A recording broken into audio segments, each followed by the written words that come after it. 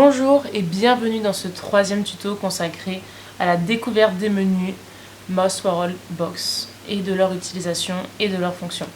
Vous vous souvenez d'un premier tuto, je vous avais dit que nous avions deux guides d'utilisation. Et bien pour ce tuto, il va nous falloir utiliser le bleu. Alors, nous allons voir ensemble les différents menus. Donc vous l'aurez compris, sur le principe déjà de l'application, vous allez avoir un menu en haut qui vous donne du coup accès à des fonctions, donc faire déplacer la souris à droite, à gauche, en bas, en haut et le rond pour faire OK.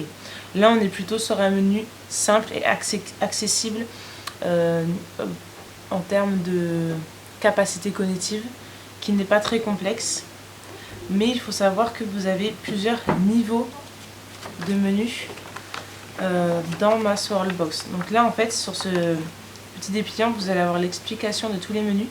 Donc là actuellement sur le téléphone on est sur un menu Bob, mais vous avez aussi un menu plus simple, Anna, avec simplement une flèche pour faire la direction droite-gauche et une flèche pour faire au bas. Le curseur en fait défile à chaque fois des deux côtés.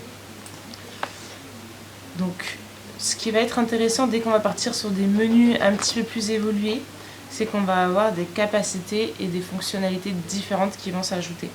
Par exemple, dans le menu Elvis, on va pouvoir balayer à droite, à gauche, en bas et scroller une page internet.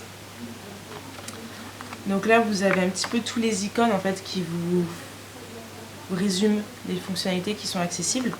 Et si jamais vous avez un doute sur, par exemple, à quoi sert ce petit rectangle, je ne sais pas c'est quoi, au dos, vous avez une légende de chaque icône. Et donc on voit que c'est pour mettre en veille son téléphone. Donc le menu Fred, c'est vraiment le must du must.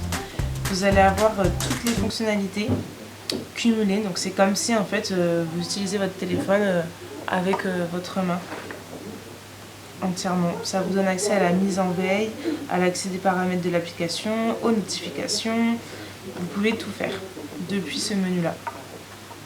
Voilà, en fonction de vos capacités, je vous conseille de commencer par un menu simple.